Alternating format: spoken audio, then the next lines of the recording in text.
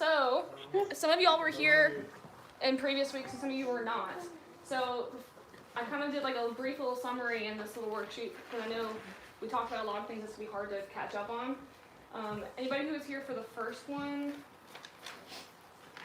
you were here, weren't you? Well, actually, We were talking about temptation, right? Yeah. Yeah. So, what do you remember us talking about? Just a little blur. That being tempted is not internal, but it's external. Right. Being tempted is not internal, but it's external. Okay. Anybody else? Or you were here, Kyle. What were we talking about? Just kind of like something that that you learned or we went over from the first week about the nature of temptation. Well, I guess that it's the enemy can put thoughts in our mind. You know what I mean? Like Right. those thoughts that we're having, those temptations, so to speak, whatever. It's not from us. Right. So not all our thoughts are our own. Yeah. Right. Yeah. And temptation is not a sin. Right. You guys remember stuff. I'm so happy. My heart. Okay. You weren't here, were you? You were. Yeah. Say something. The nature of temptation. Is that which one are we doing? It wasn't. It was the one before the This is the agape. third one, right? Yeah. videos. Yeah. I did. I did post a video. So if you weren't here, you can go watch the video. I posted it on the group. Yay! Oh, Cool. got You're him. such a good teacher. Like, I wish I had you like in college. Oh, thank you. Enough of the flattery. All right. So good. We remember There's stuff. never enough flattering. All right, so at the top of the worksheet, you'll see where it says line number 1 and line number 2. Line number 1 is that temptation is sinful. Line number 2 is that sin is inevitable. We haven't talked about that one yet, but that's where we're going today. So we're going to be talking about victory over temptation today. So we kind of talked about what the nature of temptation was. So that's kind of a foundation. We have to understand that before we can actually know how to fight it. Does that make sense? Victory over temptation or victory over sin? What would be the right term? I mean, Victory over either temptation. I'm calling it victory over temptation because Is that that's even what we're fighting. possible? yeah, and that's what we're going to be talking about today. So number 1, the first step of getting victory over temptation is number 1, understanding the nature of temptation, and we did that on our first week, right? So the 3 bullet points that I put down kind of as a takeaway for that Bible study, that's people who weren't here, basically was what you guys said. Who wants to read the first bullet point? Temptation is an attack. External war versus civil war. It's basically exactly what Shanice said. Great job. Who wants to read number 2? Sinful thoughts, desires are not our own. Believer died to flesh. So basically exactly what Kyle said. Not all thoughts are our own because we have died to the flesh as believers. And then this is pretty much what Anna said, the last one, yeah? Nubia, just kidding. Nubia, you want to read it? Therefore, temptation is not a source of shame, condemnation. Cool, so we all on board with that? Mm-hmm. Okay. So I drew a little arrow to the side, and understanding the nature of temptation is important so that we can break the shame cycle. We kind of talked about how when you fall into temptation, you feel guilty about it, and you start feeling like you can never stop, and you're stuck doing this, you're kind of a slave to it, and that builds up a cycle of shame, where you just keep doing it because the shame keeps you there, yeah? And so understanding the nature of temptation, realizing that it's not you fighting yourself, but it's you fighting the devil, helps break that shame cycle. And that's really important to combat the lies, lie 1 and 2. Now the second thing we talked about last week with those people that were here, understanding the gospel. We talked about communion and Passover. You guys remember that? Mm-hmm. What's something, Anna, you weren't here. What's something you remember from that one? I don't know who all was here. Nathan, you were here, and Kyle. Last week, yeah. Bonnie, you're over there. I didn't see you. What was your question? But just a takeaway from last week for those who weren't here. It is not working. Thank you.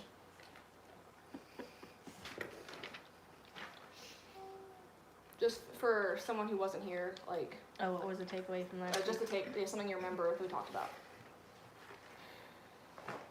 Talk about the Passover What about Passover?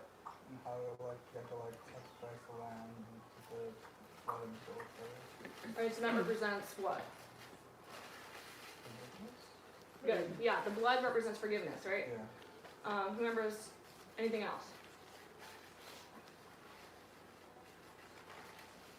Nate. The bread How represented Jesus' talked life. about, Hold on. Go ahead. The bread represented Jesus' life. Yeah, the The bread, leavened the bread and the body, new life. Go ahead, Kyle. I don't know, put food on that. Well, I mean, it's like she said, you know, the combination of the blood, the drink, and the bread, his body, his life. Yeah, You know, that whole thing represents the new creation. right. So a lot of You know. understanding the gospel is really important because I feel like a lot of times we focus on half of the gospel, just the forgiveness aspect, right? And that's, you know, we talk about the communion and the Passover. We talk about the blood and the wine and the bread in communion, which correlates back to Passover, where they had the blood of the doorpost and the bread without the yeast, so they could flee Egypt.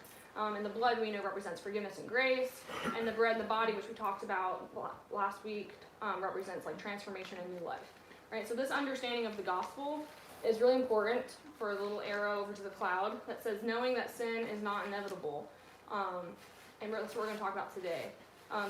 These two things, number 1 and 2, and inevitable means that you can't help but do it. Sorry, the double negative is there. No, inevitable means it's not. That's not. Inevitable is not negative. So she's saying sin does not have to happen. So Thank basically she's saying sin is inevitable. You know, I'm with you, Lydia. Sin is evitable. Thank you. Does anyone want to Google translate or no, Google Sin is not dictionary? Thanos. Yeah. So to inevit, Sin is that, I don't know. Is inevit a verb? I don't know. Not that I In know of. English, in Spanish it is. It is? Mhm. What is the verb? Evitar. Evitar, is that like to avoid? She said first she went. Oh. Well, look at that. Yay. Learning things. Okay, so understanding the full gospel rather than just the half the gospel. When we just understand just forgiveness, just the half of it, you know, we're like, oh, well, we sin, we get forgiven. We sin, we get forgiven. We sin, get forgiven. Right? But with the second half, with the transformation and new life, you're becoming a new creature, that makes it possible for us to not have to sin.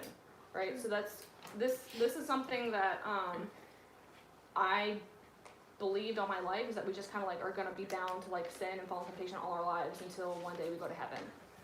You know, so that doesn't really empower you very much. You know, it gives you access to the forgiveness and grace over and over again, but it doesn't do much else for you in this life now.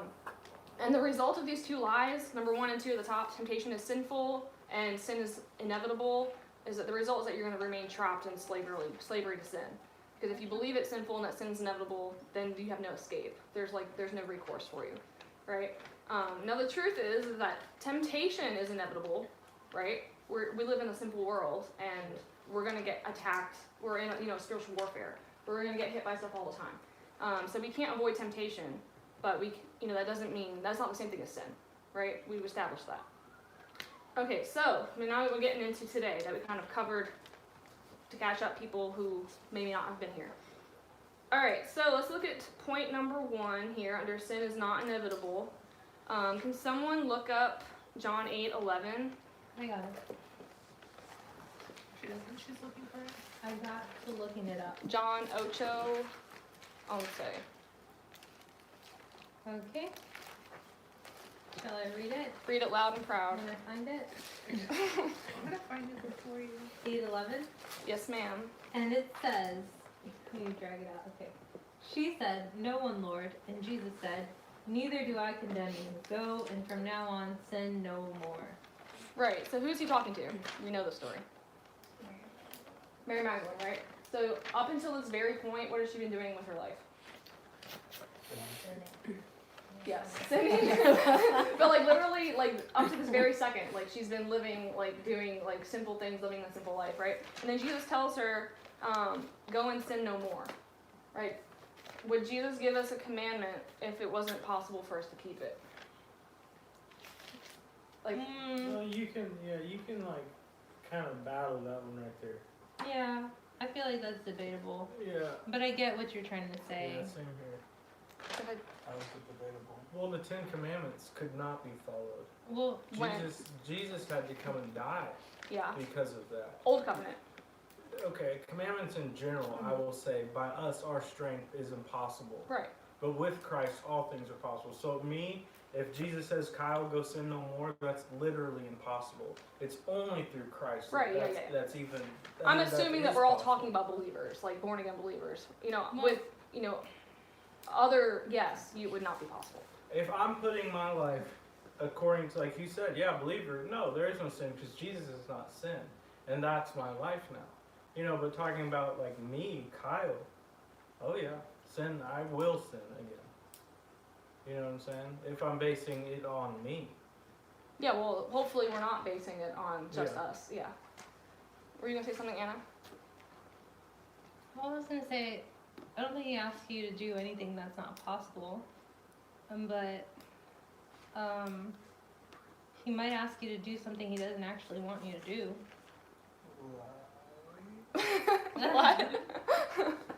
Wait, why would you? Like go sacrifice Isaac, you know. Okay. Well, okay. So that's what I mean. That's why I'm Then saying. can you stop? But exactly, you guys know where I'm coming from. So now it's like, oh, okay, got it. Okay. Well, let's just keep going. But the thing is that he didn't know that that's not what God wanted him. Well, He what was I, gonna follow through on it until God physically stepped in. right? So I'm saying God might ask. I don't think God will ask you to do something that's impossible.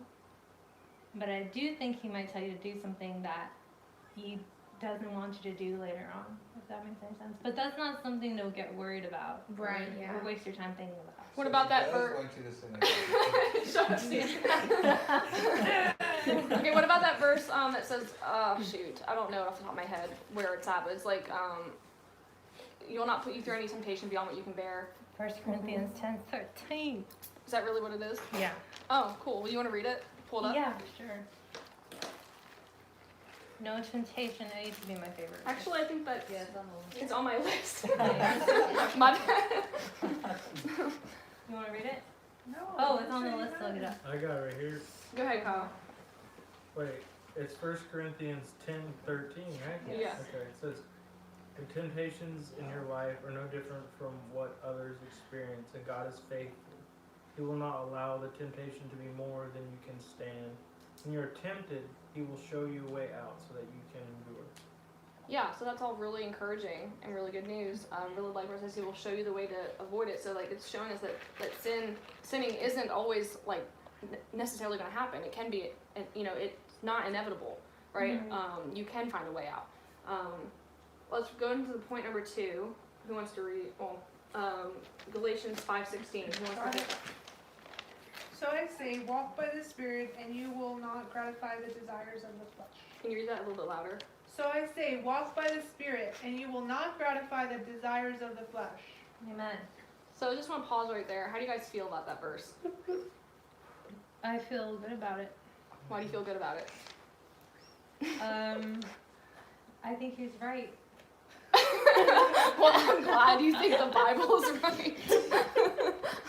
But it leaves me with more questions than I have answers.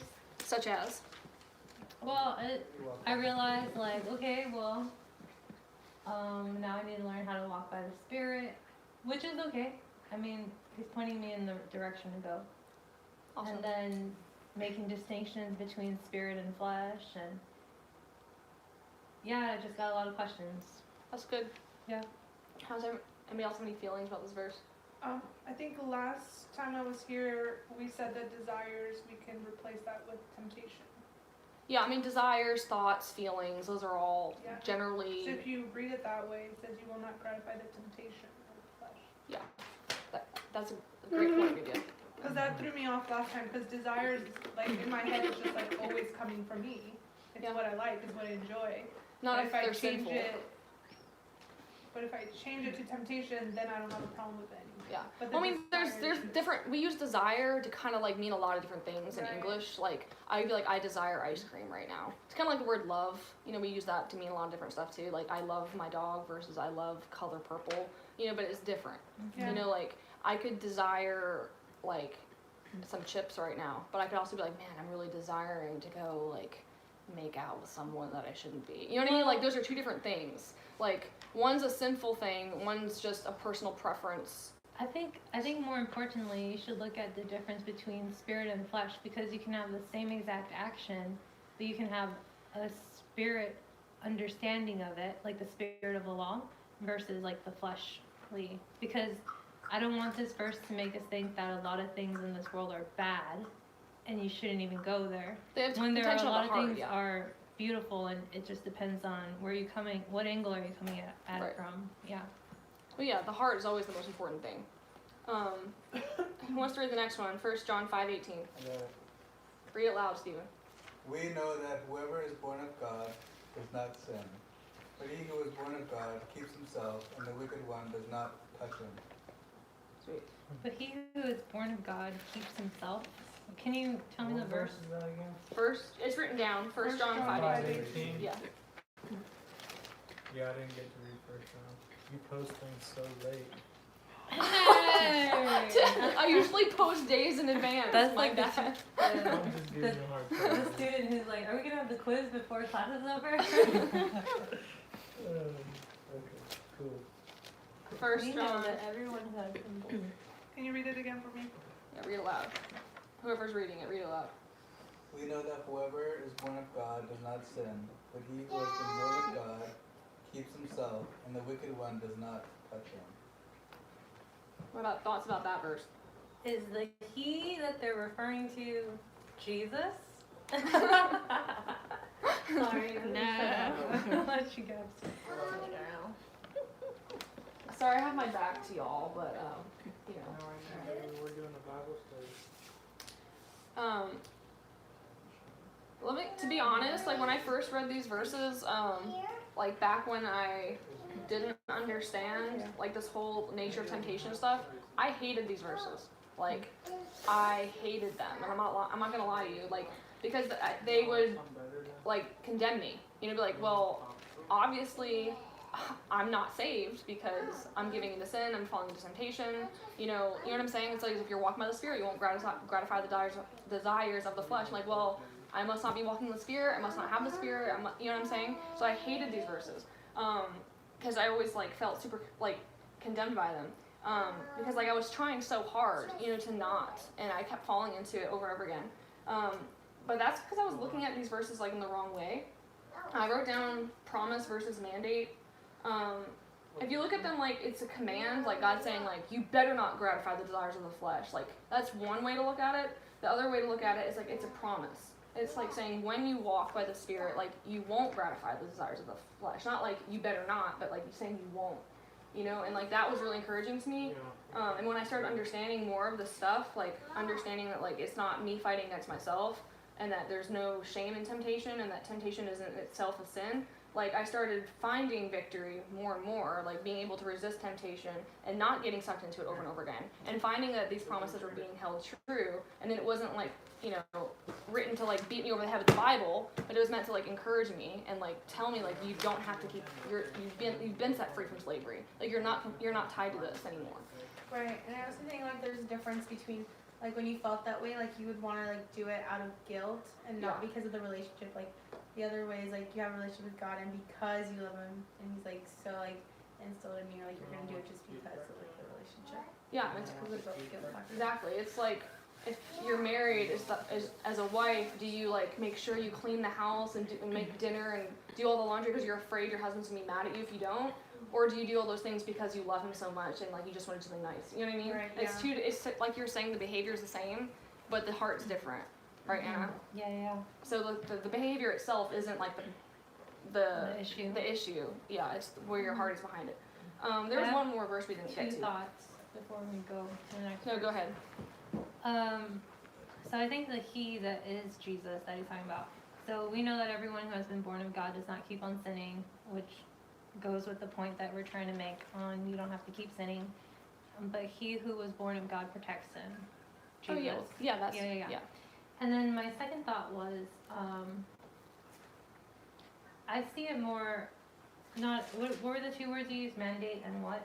Promise or command. I put mandate. I see it not as either of them, but as like an awareness, because we're born into this world where all we know is sin, and we only think that all we could ever do is sin. Mhm. But God's opening our eyes, like, no, it doesn't have to be this way. Yeah. And I see the promise in it too, but I see it really more as now you're woke. You know? You're woke. Well, truth, you know, Yeah, exactly. all this stuff is like from the devil, who's the liar, and he's deceiving you. You know, like we can't have victory if we're deceived and we don't know the truth. So like having an awareness of the truth is super important. But all these things leave me with the question, how? Well, we're gonna get to some practical tools in a bit. There's one more verse. Someone wants to read it. Yes. 1 John 3:9. No one who is born of God will continue to sin, because he- God's says, I messed up my rhythm. Because God's seed remains in them, they cannot go on sinning because they have been born of God. Again, when I used to look at this verse, I was like, oh my gosh, I'm lost forever, right? Like, because I've sinned, and I've you know, even though I've been born again, I've sinned, right? And so I feel super condemned. But when I looked up, and I don't know, I don't speak Hebrew very well, or at all, actually. But like the verb that they use for continue to sin, or like, how do they phrase it? No one keeps on sinning. We'll It- continue to sin. or will continue. It's not like a one-time thing, but it's like a staying there. So it's like, it's a difference if you're walking towards God and you make a stumble, you get back up and keep going towards God. That's different than like you're walking towards God, you take a stumble, and you're like, you know what, I don't really care. I don't really want to change this. I decided that I don't want to repent from this, and you just stay there. Yeah, that's a Like, good point. It's a repetitive like lifestyle that they're Can I talking read about. mine? Mine has a similar one. What version do you have? ESV, which is like the one when I took my Hebrew class. It's what's closest to the Okay. translation. What's it say? No one born of God makes a practice of sinning. Yeah. For God's seed abides in him, and he cannot keep on sinning because he has been born of God. Maybe if I had read that version, I wouldn't have felt so condemned. Yeah. So that's really important to note. All right, the next one, number 3. Who wants to read 1 John 2:1? I have it. Shanice, read it loud for the computer. Gotcha. My dear children, I write this to you so that you will not sin. But if anybody does sin, we have an advocate with the Father, Jesus Christ, the righteous one. I really love this because it literally says, I write this to you so that you will not sin. So all of a sudden we was like, okay, so we don't have to, like it's possible. And then what are the next word, like the next 2 words? But if you do. But what? But if you do. But if. Okay, so it's not saying, but when anyone does sin. So it's not like taking it for granted that it's going to happen. It's saying, but if anyone does sin. Right? Yeah. So it's not saying that as a new born again believer that it's impossible for you to sin, because we still have freedom of choice. Right. Right? Like God never takes that from us. We still have the choice of whether or not we want to follow him or do what we want. So it's not impossible, but he's also not saying it's not inevitable either. Like it's not saying it's like taken for granted that you will sin. So it's, you know, but when anybody does sin, but he's saying if. And I really like that too. Just because, you know, when we have this mindset of like, well, you know, we're living on a sinful earth and we're just going to keep sinning until, you know, we go to heaven. Like that's like really not empowering, and it's really not what the gospel came to do, you know? And that brings us, well, to number 4, where it says, I'll just read it. If we believe we will be stuck in sin until we go to heaven someday, then we have just made death our savior instead of Jesus. It's hardcore. That's And I pretty- feel you, That's yeah. hardcore, right? Yeah, I don't know who said that. Do you know who said that? I think it's Dan Moeller. Probably. We believe we will be stuck in sin until we go to heaven someday. Then we need death our savior instead of Jesus. That sounds like Yeah. What do you guys think about that? I think it's I'm gonna shut up and let everybody else talk. This kind of correlates with what we talked about last week with the Israelites. How we talked about how being the Israelites in Egypt is a metaphor for now, with us being in, like Egypt was like a metaphor for slavery, or not slavery, like being a slave to sin and bondage, right? So like now we're God's people living in this world, you know, and it's like, are we still stuck as slaves to sin, or like is God trying to take us out? Like Moses took out the Israelites from Egypt, yeah? And so imagine you're an Israelite and you've just been like, Pharaoh just let you go, but they're like, you know what, you know, we're gonna be slaves till the day we die. You know, we're just gonna stay here and die, and then when we're stop being slaves. Like it's like, no, like we did all this so that you could leave Egypt, you know, like to go to the promised land now. Like, why are we staying here? You know, so that's the metaphor for today. So I think that's really awesome. All right, and the last point before I get out my fancy whiteboard, My fancy one. Stephen's fancy whiteboard that he's letting me borrow. Who wants to read the last point, number 5? Sin is only inevitable when you don't believe in transformation. Yeah, and I feel like this is a huge reason why, like, as Christian culture, we kind of just say things like, oh, well, no one's perfect, or we just live in a sinful world, or no one's going to be, you know, perfect till we get to heaven, because again, we all believe, like, the first half, which is the forgiveness aspect, forgiveness, sin, forgiveness, you know, just over and over, that cycle, but we don't really believe in the new creation, the transformation, being, you know, a new life. We don't, maybe not so much that we don't believe it, but we don't really talk about it, we don't really hear much about it. Like, I've never heard this preached ever my entire life until like this past year. If there is transformation, that means we're made different, so we're able to live different, right? If we don't believe in transformation, our beliefs are going to affect how we live. And so if we don't believe it's possible, it's not going to be possible. Like, you've already accepted defeat before you start. Yeah? Let's read Romans 12:2. Got it. You're so fast. Do not conform to the pattern of this world, but be transformed by the renewing of your mind. Then you will be able to test and approve what God's will is, his good, pleasing, and perfect will. Awesome. Love this Ooh, one. I needed that. So you're transformed by what? Renewing your mind in Christ Jesus. So what does renewing of your mind mean? Brain surgery. Yeah. By Jesus. But like, okay, but what does that mean? Like surrender. Changing your perspective on things. Yeah, you can. And changing your beliefs, right? Like, you know, like, we believe a lot of lies and it affects how we live. Like, we say that the truth will set us free. So if we're not free, that's probably because we don't know the truth, right? Right. So, you know, that's like one of my favorite sayings. And then the next part, this is kind of off topic, but I kind of like this point too. Another thing that people always say as Christians that drives me nuts is like, oh, well, God has, you know, mysterious ways and we'll never know his will. And I'm like, who said that? Like, it literally says in the next sentence, read it, Nubia, again. Then you will be able to test and approve what God's will is, his good, pleasing, and perfect will. Right, we can't know God's will with an unrenewed mind, but with a renewed mind as a new creation with God's Spirit living inside, we have access to his thoughts. Like, that's the Holy Spirit, his conscience living in us. And so I think that's also super encouraging. We don't have to go about life wondering like, oh, well, I don't know what God wants me to do. Like, you know, like, we don't have to live like that. All right, Hey, Grace, I have a thought. That's cool. yeah, think away. Is it a renewed thought? So, Is it a renewed thought? yes, it's very renewed. So, Nude.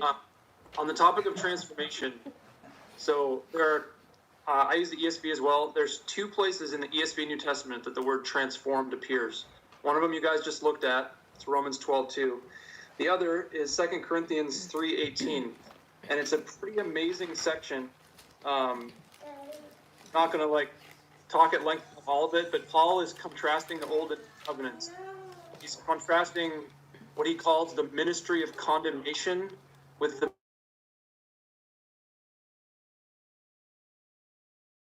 2 Corinthians 3:18. Yeah, but why don't you read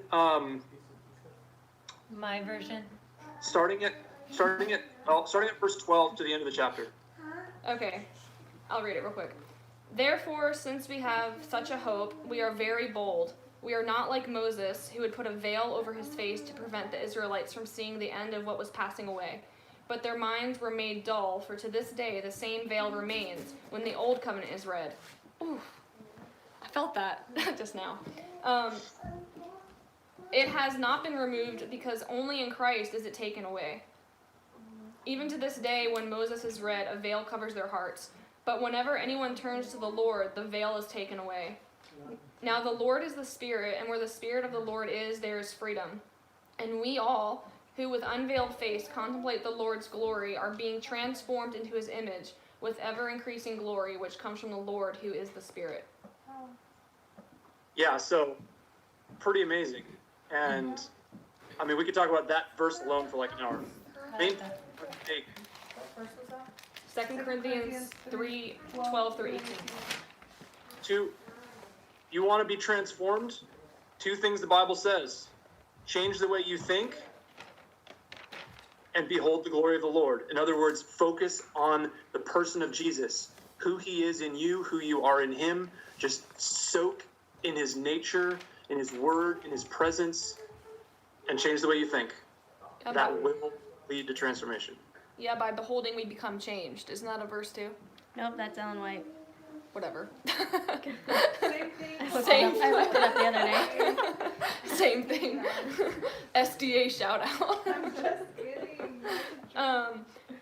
No, yeah, that's really good. I hadn't heard that verse before. I really, really like the part that says the same veil remains when the old covenant is read. So it's like the old covenant didn't have the transformation aspect because Jesus hasn't come yet. And so like that same veil, like the veil of separation, like that's super cool. I like the beholding the glory of the Lord. Now we know what to do. Yeah. So we could add that to a third point for victory over temptation. Understanding the nature of temptation, understanding the gospel, renewing your mind, and beholding God, if you want to add bullet points. Okay, I'm going to now pull out my whiteboard. I'm sorry, I made another worksheet, but I didn't have time to copy this one too. So you'll just have to write stuff down, sorry. Let me know if you need help. I'm just gonna draw these. They're little, I'm very visual, so like I learn by seeing stuff. And I'll hold it up for you to see. So first we're gonna look at the life of an unbeliever just to like give us some perspective and make it easy. So we're gonna call them non-believer Nancy.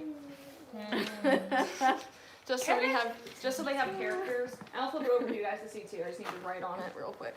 Alright, so non-believer Nancy. NBN. I'm just gonna put that. Non-believer Nancy, living her life, runs into temptation, right? Yeah. Smack dab. What does she do? She falls into it. She plays in it. Yeah, she's just playing, right? Oh. She's just This is roll. PKM. I like it. I don't think she's having fun, but it's happening. Can you see that? Non-believer Nancy's living her life, falls into temptation. It's not even falling because it's like she's just like, oh yeah, I want to do this. Why shouldn't I do this? You know? Can y'all see? Or maybe she doesn't want to, but she just doesn't know it. Well, let's non-believers like let's use an example. But I'm we're seeing hopeful it for from the Nancy. perspective of believers. Oh, So from our intentional? perspective, Let's make this very specific. Let's make this like having sex outside of marriage. Because to non-believers, that's not a problem, right? They don't see that as wrong, right? There's nothing to tell them they shouldn't do that, right? That's like it's pretty normal, right? But for like believers, like we know that we shouldn't Sex do that. outside of marriage. Okay. Let's just know what we're talking about. okay, but cheating is still looked down upon. Yes, but we let's just pick keep one it. example. Let's just pick this one, Okay, okay? okay. Because that also associates a lot with shame too. Like when believers do that, they feel shame. So we'll just pick that. All right. Oh shoot. So I don't have a. Do you have a? It's on the tip. I just want a paper You towel. want a napkin? Yeah, you're just on it today. Hers is oily. I don't know why I grabbed it. Yeah, All right, there's so we're another gonna- marker. Did everyone see this? Non-believer, Nancy? Okay, if you want to write these down, I didn't have time to make a whole nother copy for this. So, alright, the next one we're going to look at is Cheap Grace Chad. And, Cheap Grace Chad? yeah, I just, Chad always gets a bad. Cheap Grace Chad. I don't know if you can see this or not. So, Cheap Grace Chad, what's Cheap Grace? Who can explain what that is? Somebody who does the forgiveness and God's cycle. gonna forgive me, so I'm just gonna keep doing it. Great. Say that again. God's gonna keep doing. Gotcha. God's gonna forgive me, so I'm gonna keep doing it. Right. So Chad's living life, runs into temptation. What does Chad do?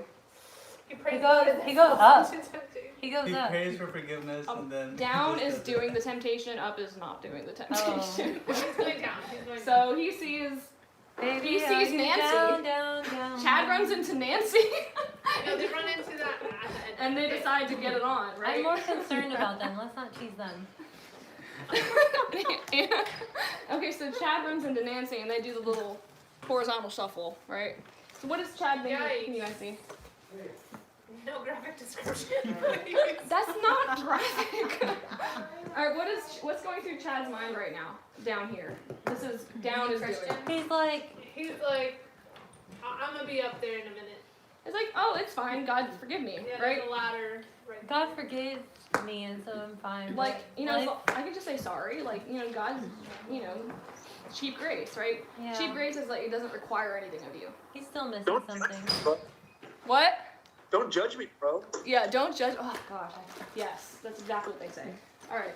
So, what do we notice about how Chad and Nancy's lives look? Are they look different or they look the same? Different. The other one has squiggles. Okay, thank you. Yeah. Minus that. The same. Basically the same, right? So here we notice It's a downward trend. that they call themselves a believer, but with the cheap grace mentality, basically their lives look exactly the same. So if your life as a believer looks the same as a non-believer, we've got some problems. I see. Right? I get the point. Can we look at 1 John 3:10 real fast? Yeah. Because basically what cheap grace is you're looking for a way to sin and get away with it. Yeah. You know, yeah. like you're looking for a reason to justify why it's okay for you to sin. You don't really want to stop. Chad really likes hooking up with Nancy, and so he's like, well, God's grace is a blanket to just keep doing it, right? So really the heart is the same as a non-believer. Like they want to keep doing it. They don't want to stop. They just like throw on a Christian Band-Aid and be like, oh, well, God forgives me, so it's all good. Who's got 1 John 3:10? This is how we know who the children of God are and who the children of the devil are. Anyone who does not do what is right is not a child of God, nor is anyone who does not love his brother. So, sorry, Chad. All right, let's look at another one. Here. Yeah, because he's not being loving towards his sister Nancy. Yeah, let's. His sister. Oh, their that's- sister. hopefully You not. won't call her actual. sister. All right, 'cause can you she's a see non-believer. what I'm showing you? Yeah. Okay, the next one we're gonna look at is half gospel Harry. Yeah, I've got names for all of them. Okay.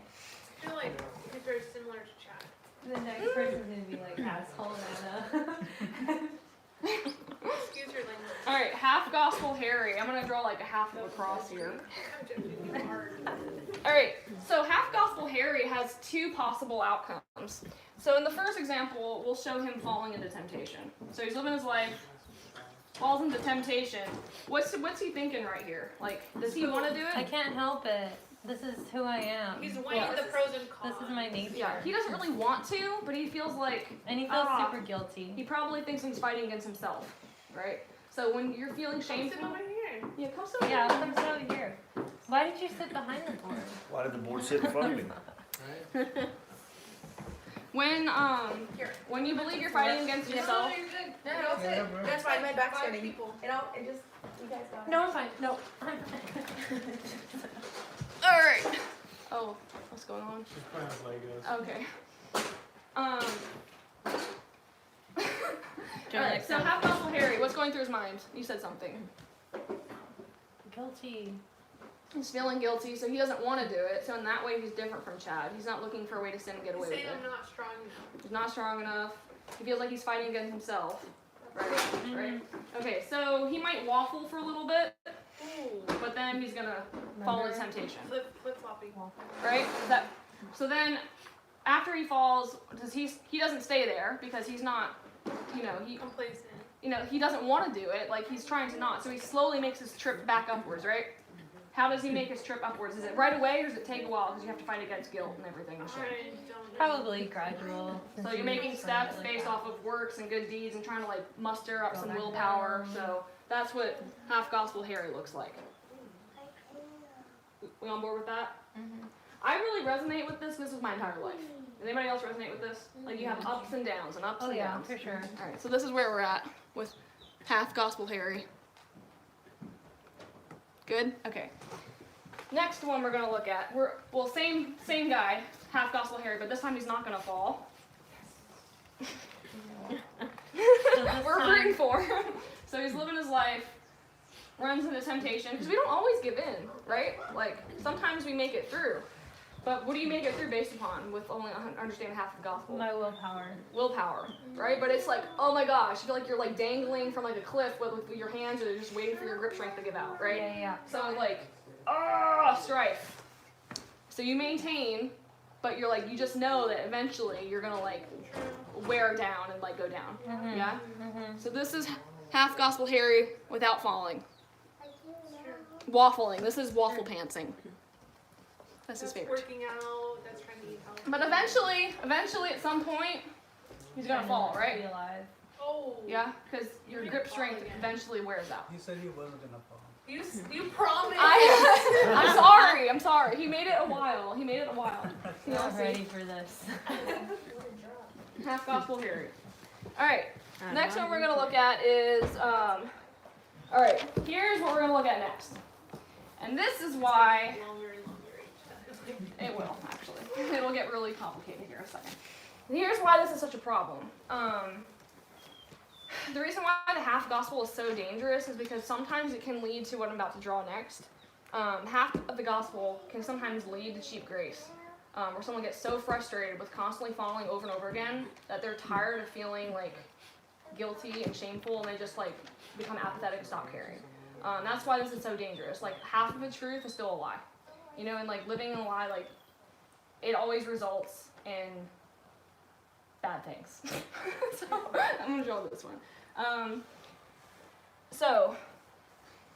Sorry. That's when you say forget everything. Yeah, I mean, and I'll tell you a little story here in a second. Run into temptation. Try not to, but you end up falling. Get back up on your feet. Make it a little bit again. Fall. Come back up. Oh, that was too fast. He doesn't. Yeah. Oh, I mean, The- it could the happen that recovery way. is not that He went Well- to Anyway, so let's just assume he's went up and down, up and down, up and down, up and down. And then he stays. Okay, so then here he lingers in shame for a long time. Right there. This is where he's lingering in the shames. And then that can turn into like a cheap grace mentality where you stay. Right? So you end up staying in sin because you're just tired of trying, you've given up. Anybody know what that It's feels your like? thorn on your side. Yeah. So ugh. What do you You think of shut that? your mouth Can you see that? when you talk to me. Yes, I can. Do you concur? I concur. Okay. So this is super. I definitely experienced this. I went through a really, really like hard time transitioning from high school to college because like I tried so hard to like be like a good Christian girl, you know. And then like coming into college, you see like I went to a public college with co-ed dorms, so that should just tell you right there. Sorry. Like, huh? Yeah. And so like I was just so frustrated because I was like, why do I always feel so guilty for like the smallest mistake? You know, like beat myself up. Whereas all the rest of these people are out doing like way worse stuff, and they like having the time of their lives. They don't feel guilty at all. Like they don't lose sleep over this. And I was just so mad. I was like, this is not fair. Like I'm actually trying, and I'm miserable, and I'm depressed, and like everyone else is like out having fun, and like they don't feel bad at all. And I was like, it's probably easier just to not be a Christian, you know. And like that's why this mentality is so dangerous because it can lead to that, you know. Like fortunately, like by the grace of God, like He like got me out of that and like blew my mind with other things that we can talk about later. But like this can happen. Like this can happen to people, and this is why like it's so important to not believe the lies because it can lead to that. But I feel like that one's not any worse than anything else, because Well, in this case, like the half gospel Harry, like he's saved, you know, like it's like he's living in a prison cell without realizing that the prison door is open. You know, like he doesn't know, like, but his heart is good. I think maybe since you've been through that, it makes a lot of sense. But I can't speak for the other people, but I bet you that the other places are just as bad. Oh, I'm not saying it's worse, but I'm saying like to have been saved and then become lost, like that's a tragedy. You know? Grace, Go ahead. I have a momentary just thought, and I think is something to keep in mind with regard to these, you know, particularly Cheap Grace Chad and Half Gospel Harry. it's kind of easy for us to make excuses about them sometimes, like, well, their heart's in the right place, and well, they're trying, and you want to be compassionate on the person, but not empower them to stay where they are. Yeah. And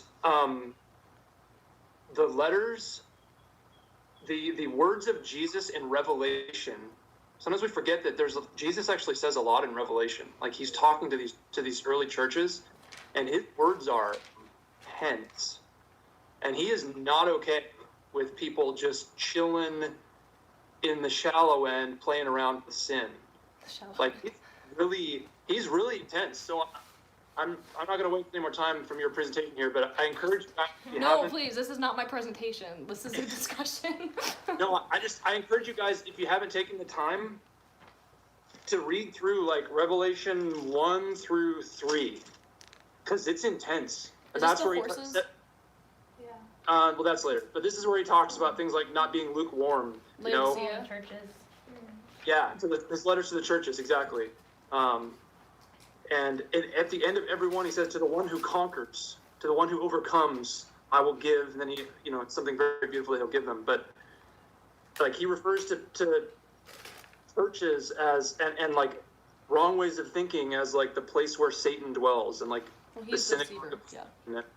and it's intense. So bottom line, Jesus is not a like, it's cool, bro, just whatever, man, try your best. Whatever. Like, that's not his heart at all. Like, yes, he's merciful, but his mercy doesn't leave us where his mercy finds us. Yeah, I had written down on the worksheet from last week that God's forgiveness never leaves us there. Yeah. And that's why we're trying to talk about like the truth, so we don't stay in this deception, because the deception leads to bad places. Yeah. Real quick, I want to take a pause and go just do a little diagram of like what I in my mind imagine the shame cycle to be. Like what Skylar was saying, like even if your heart's in the right place, like it's not okay to do all this stuff. As I'm doing this, can someone look up 2 Corinthians 7:10? 2 Corinthians 7:10.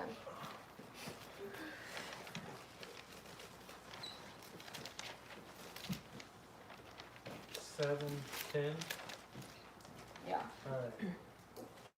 It says, for the kind of sorrow God wants us to experience leads us away from sin and results in salvation. There's no regret for that kind of sorrow, but worldly sorrow, which lacks repentance, results in spiritual death. Dude, what version is that? That's amazing. Yeah, what verse? This is the NLT. Oh, of course. The NLT, my favorite. It beats your version, the ESV, sorry. Actually, Anna, can you read your version out loud? Yeah, let me find it. Anna has the ESV. 2 Corinthians 7:10. Dude, I love that. That was amazing. Hush! Actually, listen. I know. Read it loud and proud, Anna. I forgot the verse again. 2 Corinthians 7:10. Okay.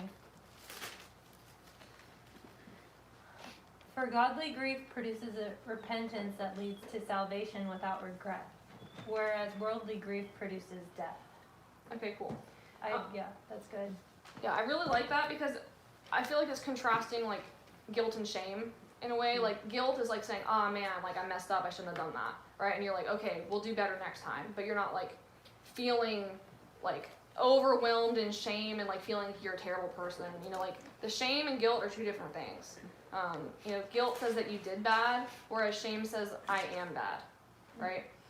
So I'm drawing this little diagram here of the shame cycle.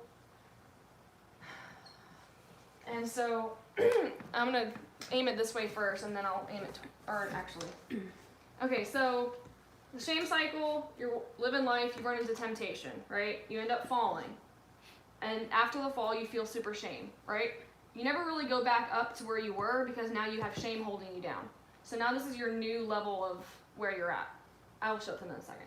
And then you run into temptation again, you fall, and now shame's burning you again because like now I've done this multiple times, right? And it just keeps pulling you more and more down. Anybody relate to that? Like you keep falling repeatedly into the same thing. It's like keeps pulling you further and further and further down. So that's why like you never fully like come all the way back up, because after you've done something once, like you're like, I never thought I would have done that. Like and now you're like questioning like who am I? Like what kind of person am I? I've done this thing, right? Can you see that? Hey, where'd he go? Bathroom break. He was raptured. The rapture. Can you see it? God said I can see it. Okay, so yeah. Temptation, you fall. Shame, you never come back up to where you were. Fall again. Such and such. Got it. Can you all see? Okay, cool. Now you'll notice that like God's up here, and Ray put him there just because like if you had maintained and like just kept going towards God, like I was saying, like you fall, but if you keep aiming towards God, like you'll get there. But like each time, shame pulls you further and further away from God. So like see like the distance between here and here keeps growing with each time that shame pulls you down. Whereas like if you had just fallen and and repented and like not let that define you and your identity, you'd come right back up and keep heading towards God. Does that make sense? And I definitely experienced this, like each and every time you just feel further and further from God. And so many people, like when they sin, they don't want to come to God. They pull away and they distance themselves. Does that make sense? Yeah. This is why shame is such a problem. Like guilt and shame are not the same. Guilt would be like, oh man, I shouldn't have done that. Let's get back on track and keep going. Does that make sense? Ow. Yeah. Any questions or thoughts on that? Did you hear that? God. Yes. Okay, so I just wanted to take a quick pause and do that. Now I want to talk about transformed Tyler. You had Half Gospel Harry. Oh, I forgot about the names and Yeah. So we're gonna talk. this guy. We're gonna talk about transformed Tyler here in a second. I want a different color. I want to use green because green is like green light. All right. So. All right. Now, transformed Tyler living his life. Are you laughing at me? In my head, I was. I heard a snicker coming from somewhere. All right, so transformed Tyler, same thing, living his life, bumps into temptation. Anybody want to take a stab in the dark? It's gonna break the Gonna go up. other side. Why? Because, I mean, She looked at your notes. I don't think I wrote I it. just feel like you would understand God's way more and the beauty of it and be. Jesus shows Happy him the about way it. of escape, and he bounces off. Okay, so we can actually use temptation as an opportunity to reinforce truth in our lives. So like every time we get tempted with something, we have two options. We can either think, oh man, like I thought I was over this, I thought we've grown past this, like why am I still struggling with this? And you start believing the lies, right? Or you can be like, hey, the devil's attacking me right now. Thank you, Jesus, that that's not who I am, that I'm a new creation, that those desires aren't coming from within me. And you start saying these truths out loud, and you actually have like a strong, like emotional experience with God, knowing that you're set free from those things, that you're no longer bound to those things anymore, and that there is a way of escape, and that sin is not inevitable, and that's actually a positive feeling rather than falling. So that's what that can look like. Yeah. So that doesn't mean that transformed Tyler never will, accidentally stumble. What we said before, that like it's not impossible for a believer to sin, but you still have a choice. So let's contrast, and I'm gonna get complicated here. Let's add in again Half Gospel Harry at the same time, so we can see a comparison here. So we've got transformed Tyler, and they're both gonna end up falling. Okay, so Half Gospel Harry falls, and transformed Tyler falls into temptation. Okay, so what do we remember? From Half Gospel Harry? How does he get back up? It's a bumpy road and it's slow. So we're doing both at the same time now. Yeah, so it takes a while because you have to get back up on your feet, and you never quite make it all the way back up because of shame, right? So I'm not going to have him go up all the way. So that's the Half Gospel Harry. Transformed Tyler, like he falls, he stumbled into sin. What does he do? Depends. Repent. He can go straight up. Like vertical. Yeah. That's what I meant. Beam me up, Scotty. Yeah. So transformed Tyler's like, you know what? I did this, my bad, but I'm not gonna let shame keep me down, right? I'm gonna use this as an opportunity to be like, thank you, Jesus, for your grace. Thank you for your mercy. Thank you can pick me right back to where I started. He's gonna come back up, like straight up back to the baseline. Oh, this thing just shrunk. You're too strong. I am. So Do we see a difference? Yeah, for sure. The well width. I'm sorry, I keep having to like show you behind my back. So this is what that can look like. And you see? Thoughts, comments, concerns? No? Okay. All right. So this is what's possible, and this is what the difference is. And like, I've actually experienced this myself in the past couple months, like, where when I used to fall into temptation, I would like beat myself up forever, you know, and like feel super bad about it. And you're trying to like do all the good, like start praying more, doing Bible study more, make you feel like, oh well, if I had done these things, maybe I wouldn't have been in the mental space to have fallen in the first place, right? So that's the long trek up, back, trying to get to baseline, but you never quite get there because shame's holding you back. But like since learning this stuff, like I've noticed like I'm able to get up so much faster and like not let it like, I don't have a problem telling people about it because I don't associate shame with it anymore. So like, hey, I did this thing, I felt really bad about it, like, but God picked me back up and brought me right back up. So it's like a whole different like mindset, total different way to live. So we can erase that now. I think I'm done with the board here, unless anybody has any thoughts or comments. No? Yeah, I have a thought. What are your thoughts? You know, truth is truth, whether or not you believe it, whether or not you do anything with it, whether or not you beat yourself up or spring back up. Like, the truth is truth. Yeah. It's not dependent on you or your actions. Okay.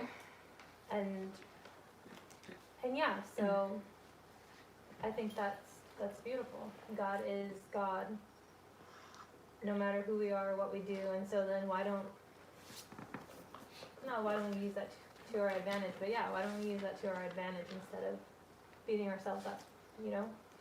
Yeah, there's, shoot. Do you know the verse, Skylar, that says the work is to believe, or something like that? Give me about 30 seconds and I'll find. You know what I'm talking about? Yeah. Okay. But yeah, like what you said, Anna, like we can be sitting in a prison cell thinking that we're locked in there forever, but the door's unlocked and all we have to do is walk out. Yeah. But like if that's our truth in our brain, like we'll never live in the truth if we don't believe it. You see? So like what we believe really affects how we live. John 6:29. Oh, I have it written down. Thanks. Can we run to read it? John 6:29. I've got it. Jesus answered and said to them, "This is the work of God, that you believe in him whom he sent." So the work is to believe. Yeah, I believe Right. that. So we saw in Half Gospel Harry, like he's trying to get back up to baseline through his own works, right? Of like modifying his behavior, right? So that's what we talked about last week, the yeast of the Pharisees, like thinking that you are transformed by your own behavior. Where it's this verse is saying, our work, the only work that we have now, because God took care of the rest of it, is to believe what he did. And so that goes along with what Anna was saying. You know, truth is truth, whether or not we believe it or not. And so our job now, like our only work, because the rest of the works don't matter, it's just to believe. And that's the hardest part, is like renewing our minds so that we believe truth and live by truth. Yeah, I think that's what it comes down to for sure. Yeah. So now, Anna, you were saying how. We're on into the practical tools. So that I have 1, 2, 3. I have a couple practical tools listed at the bottom. You guys see? And then we're gonna wrap it up. I know I talked for a while. Sorry. That's good. No, you're good. All right. So the first tool, which we kind of talked about a little bit just now, is speaking the truth out loud, which is impossible to do if you don't know the truth, right? So it kind of just explains a little bit like why for transformed Tyler, like he could have a spike going up when experiencing temptation, whereas most people would have a spike going down. Because you speak the truth. You're like, thank you, God, that that's not who I am, that I'm not enslaved to this. And you just use it as an opportunity to refresh yourself in knowing the truth. And something about speaking out loud is really powerful. Like, thinking it in your brain is one thing, but really saying it out loud is like just completely different. Like, saying it out loud is really powerful. So if you guys are feeling tempted in a moment, I encourage you to like just try that, like speaking the truth out loud. It really makes lies seem stupid when you counteract them. The second thing is kind of the flip side of that, is call out the lies. So if the devil is saying like, man, you're worthless, you're not good enough, well, the devil is a liar, right? So just flip what he said, and now you have the truth. So maybe, you know, if he's saying you're not good enough and you're worthless, then you are good enough and you are full of worth, you're worthful. Yeah. Worthy. That's what it is. Thank you.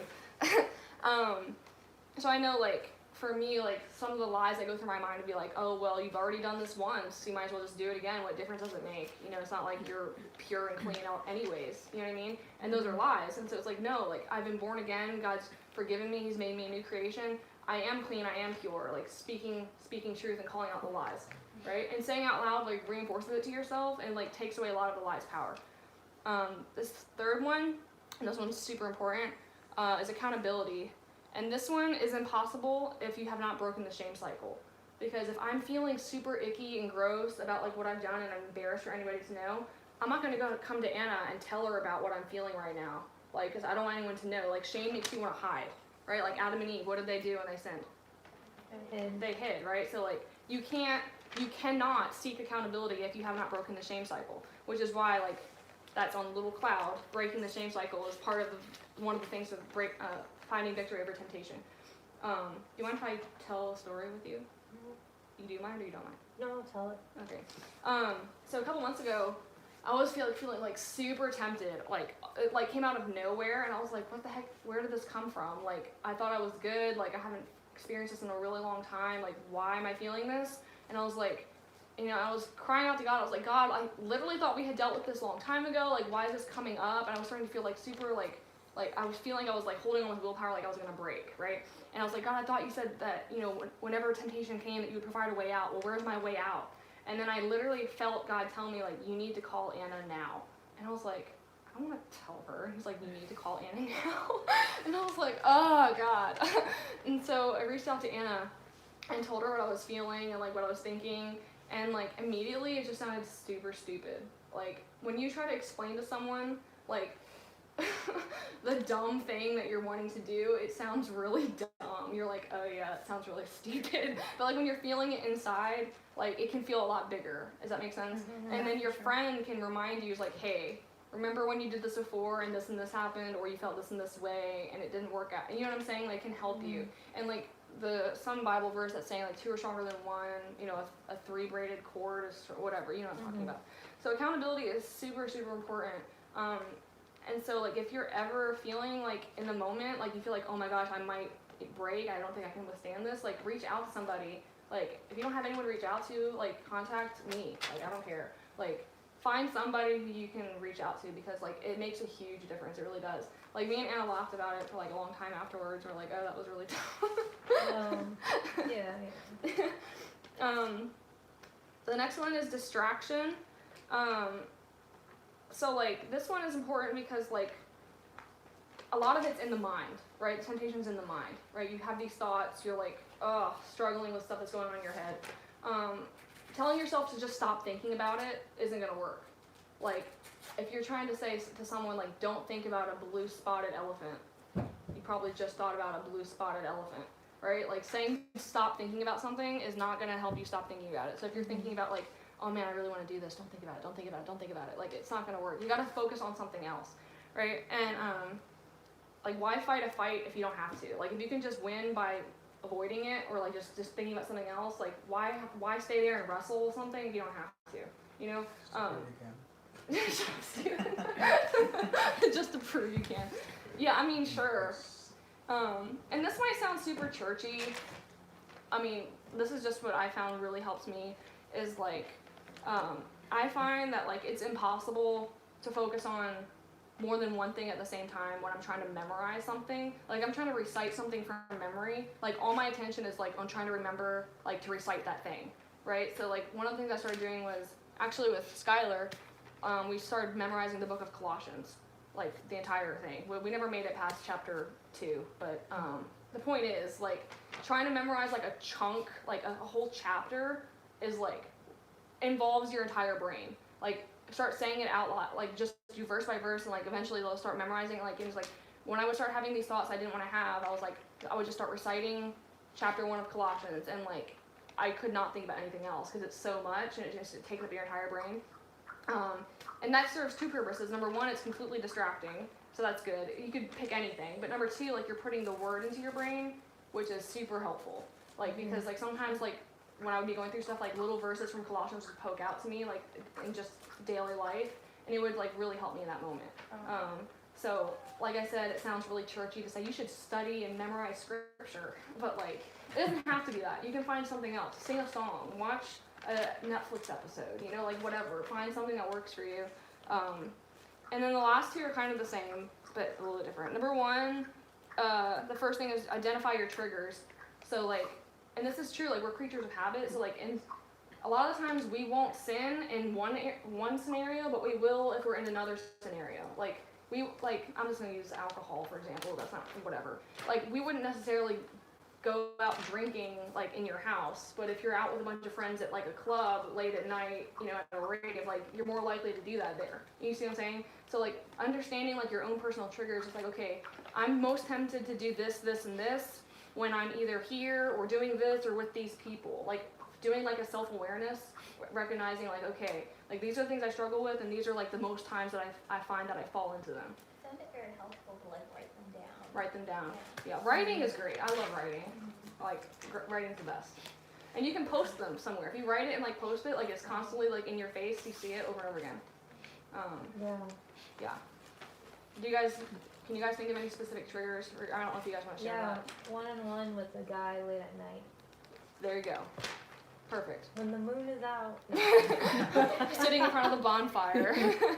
Yeah. So if you know that you struggle with that, like don't be with a guy late at night one-on-one, or you know, have a curfew for yourself, or have a friend call you, be like, you know, to check up on you to make sure that you left, or you know what I mean, like set up, be a parent to yourself.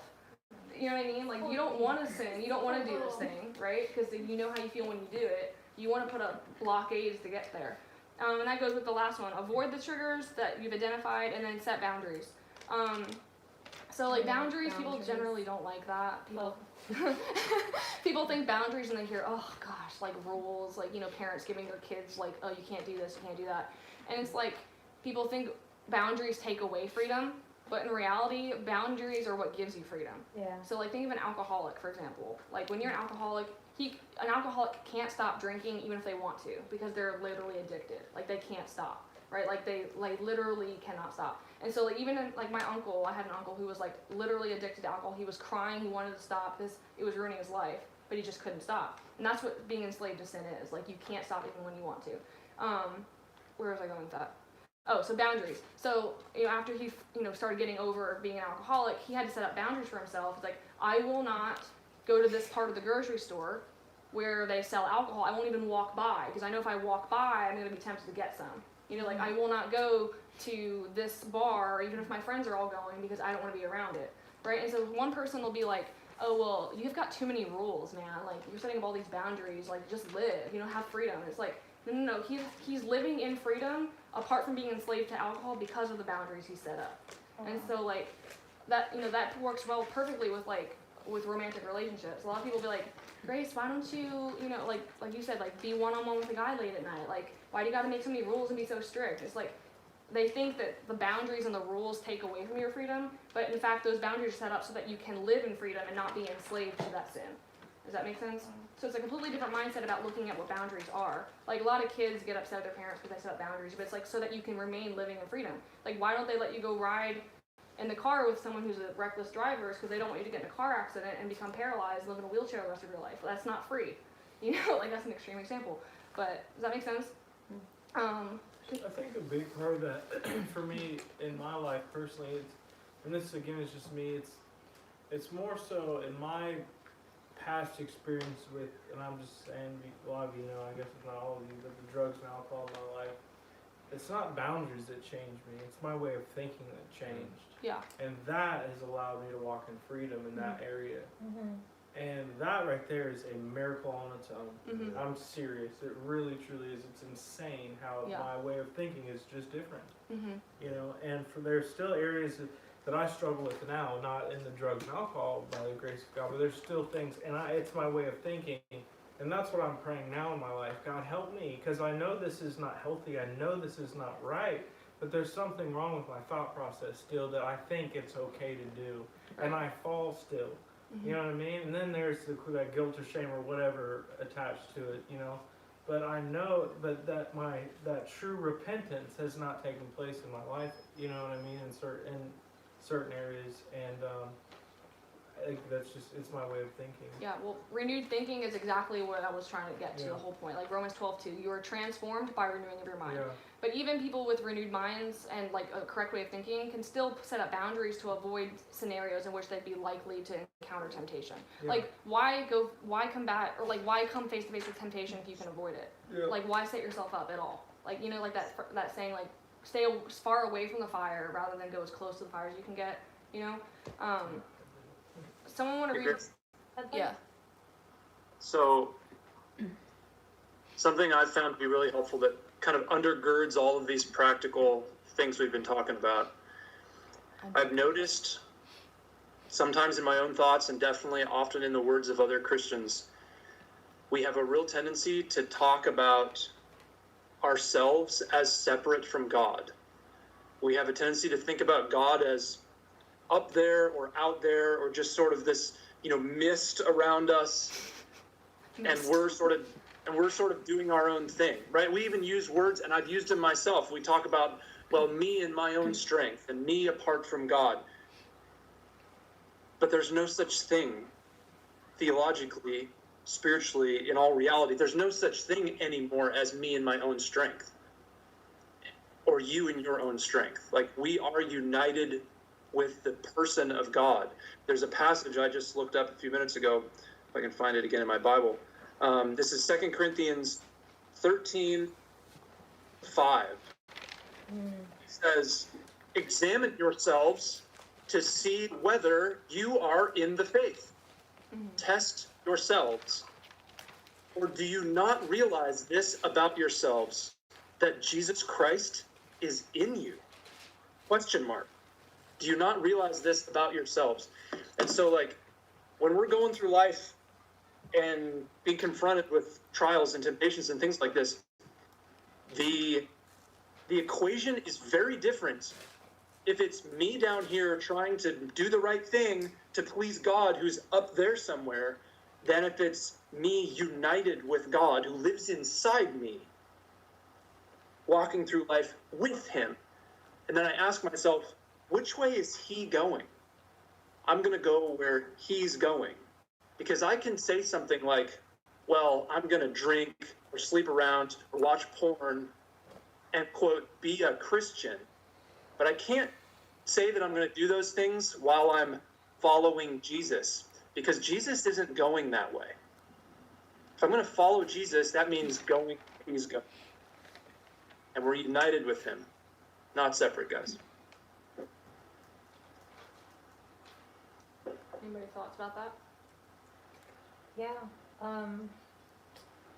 Maybe like 2-3 weeks ago or so, I set up my own boundaries because I know where I've been. I don't want to be there again. But somebody tested my boundaries, and I'm just at a new place in my walk with Jesus where I'm excited to talk to him about things and break things down. So somebody tested my boundaries, and at first I just said no because it was a boundary. But then I started thinking about it. Well, why no? Well, yeah, I didn't enjoy how hard it was for me when I was there in sin. But then I thought about why now that I'm a new person, and my why was because I love Jesus, and because I believe in his way. I might not understand his way completely. Yeah. But I want to, as much as possible, live my life for him. Be like, God standing by me, I'm going to stand by his way. Does that make sense? Yeah. I want to prove to everyone that God is right. Mm-hmm. And that was a stronger no than, well, it brought suffering to me when I was in it. Does that make sense? Yeah, it does. Yeah. So, That's awesome. good for you. Thank you. Claps for it. It makes a big difference. I really like what Skylar was saying about like being united with Christ, and I think I mentioned the book Mystical Union to you before, Kyle. Yeah. Mystical Union talks about all this stuff, but through the lens of you are united with Christ, like Christ lives in you, and like you're interwoven. And one of the imagery that sticks out to me is like, we have the temple or the you know, where the Jews would worship, like God's presence was in there. But when Jesus died, like the veil that separated, you know, where God's presence was supposed to be was torn, right? So like there's no longer any more separation. There is no veil. You know, they talk about how like we are the temples of the Holy Spirit. No longer do you go to the temple to encounter God's presence, but like God's presence now is in you. The veil is torn, and that's like that changes a lot of things. If you think about bringing Jesus with you to what you're doing, it's like, oh man, you know, like it's not like he's over there. He's like literally in me doing it, also with me. So it's like it just changes a lot. The only verse I think I had left with the whole setting boundaries thing was Matthew 5:29. I'll just go ahead and read this one. I don't think I've read any yet. Matthew 5:29. So this is in the context of talking about adultery. And so it says, if your right eye causes you to stumble, gouge it out and throw it away. It is better for you to lose one part of your body than for your whole body to be thrown into hell. And if your right hand causes you to stumble, cut it off and throw it away. It is better for you to lose one part of your body than for your whole body to go into hell. And obviously we know he's not speaking like literally cut off your hand, like, you know, but maybe. But like he's literally saying, hey, if you know that this thing causes you to sin, cut it off. Like, right? Not literally your body parts, but like if there's like this certain friend that you always hang out with that always gets you in trouble, like it might hurt, just like cutting off a limb, but you probably need to cut off that person and not be friends with them anymore. Like that sounds harsh, but like if there's like that one person that literally always gets you to do things you don't want to do, like maybe it's time to cut that off. Or like if you know that, I don't know, you guys can figure, you know, whatever it is for you, like, you know, like this thing always gets me somewhere I don't want to be, like cut it off. And I think this is really just talking about like learning to identify your triggers and avoid them and set boundaries. Not literally self-maiming yourself. But that's really all I have. I have other verses written on the side for you guys if you want to look up stuff later on your own. I really appreciate the discussion. Really appreciate everyone's thoughts. Does anybody else have anything they want to say? I don't have anything else to say. I have one more thing. I think you were just talking about like if it's a friend who's making you like or is encouraging you to get in trouble and that's not what you want in your life, so cut them off. I am very much so. I have a lot of empathy and I'm a relationship type of person. Mm-hmm. And I remember wrestling with God with that because like I really do love these people. But two things I learned. God knows the heart of my prayer, and I need to trust Him with that. So to set that boundary doesn't mean I don't love you. To set that boundary doesn't mean I don't care about you. Mm-hmm. So just recognizing that, and then also in trusting God in His way in your life is also like trusting God in His way and how He cares for other people. Does that make sense? Say that last part again. When you trust God with your life and you follow His way, you're also loving others the best way you possibly can. Yeah. So I don't really get hung up on anymore on relationships. Some are seasonal, some are there for a week, some are there for a couple of years, some are there for your whole life. Yeah. To love is to never love is never lost. Yeah. And I think we have to be careful to not hear the extreme of what I'm saying. Like, just start cutting people off, you know, like, I mean, even Jesus hung out with sinners, right? Yeah. So it's not saying, like, don't associate with people, but it's, like, being aware, like, maybe this person, you know, that's encouraging you to do all this bad stuff, like, shouldn't be, like, your number one best friend, your go-to, like, your confidant for everything. Like, that place should probably be reserved for someone who's going to edify you and, like, encourage you to do the right thing. But you can still, like, be kind and cordial. I'm not saying, like, be rude and, like, bye. You know what I mean? But Like, I think when you're in the I think it kind of ties along with self-control. Like Jesus had so much more self-control than we had, so like he was able to do that. Yeah. Like if you're able to like in a place where you can help someone else, because like you just said in the comment, if you someone like helps you grow or whatnot, right. like you could be that person versus someone else if you have self-control. Yeah. Unless you don't, Yeah. and then you have to cut them out. So. I think the basis for all of it, though, is not trying to control it yourself and thinking you have it all figured out, to just trust God with it. I'm just saying it because relationships are important to The me. Bible calls us to be in the world but not be of the world. So Yeah. also sharing the gospel, we don't share the gospel with other Christians per se. Maybe we fellowship about it, but sharing the gospel as a custodian of the gospel requires us to be around people who do not know the gospel. So you're going to be in places that are going to be tempting. That's where Christ within us, you know, like the stuff that Exactly. we're talking about. And I think in that instance, that's where it comes into that whole renewed thinking, For sure. to be able to be in a place where there is temptation around, but you're not acting in that. But you're still okay. You're still cool. Yeah. You know, you're still hanging out. You're still loving and supportive and caring. You know, and like for me, that, anyways. But yeah, that's the beauty of Jesus, anyway. Yeah. Yeah. That's my Understanding that is super important. That's my favorite place to be, but I recognize, because I'm hanging out more in different circles, and I like it a lot, but in it, I realize I don't know how to share Jesus. And I don't feel stumped by it, I just feel like this is the next conversation into my relationship with him. It's like, okay, I'm there, I think everybody's super cool, but how do I bring you up? Anyway. I think people will notice something Exactly. about you. It's like it's kind of weird, dude, how it happens. Like and Mhm. for what I've run into, again, this is just my own personal testimony, but it has nothing to do with what I speak or like say. It's this weird stuff. Like, well, me being around but not participating in certain actions. You know what I mean? They're like, something's up there. You know, But not in a legalistic way, or No, like a self, not at all. or a Like, self-righteous way. not at all. And Right. it's not like all of a sudden, oh, Jesus is in them, but there's love that they see. There's Yeah. care that Yeah. they see. There's like Or even like a nurturing. light there. Yeah, there's like compassion and nurturing that they see. And that's Jesus. Yeah. You know? You guys ever heard that quote that says like, spread the gospel wherever you go, and if necessary, use words? Yeah.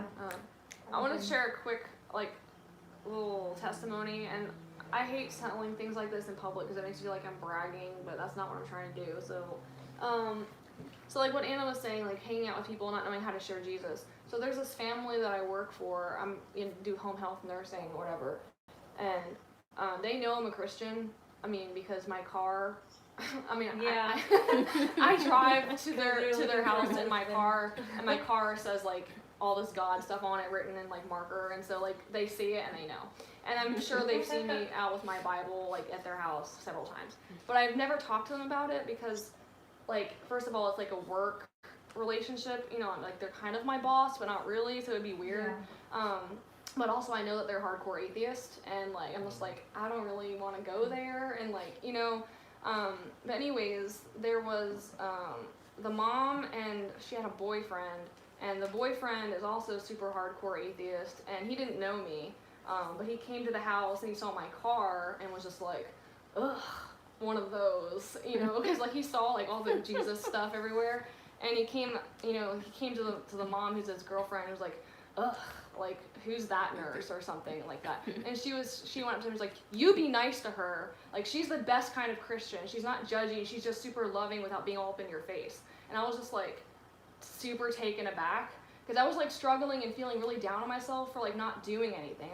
I was like, man, like I have this opportunity to witness to them, and I'm wasting it. I'm like, I'm not being bold enough, and I'm not like sorry. No, I needed to hear that. You know what I mean? So like I was feeling discouraged, like man, I have this opportunity right in front of me, but I'm not doing anything. But like that was really encouraging to me because like she's like, for an atheist to encourage like someone's Christianity is super weird.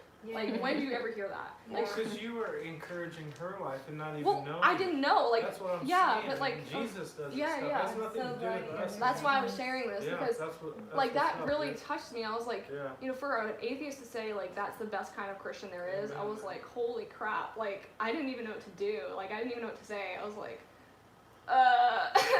but yeah, that's exactly what you're saying, Kyle. Like you shouldn't have to like make it a checklist. Like today I'm gonna spread the word of God today, and I'm gonna leave like 3 verses in my friend's mailbox. Like, you know, it's not something you have to do.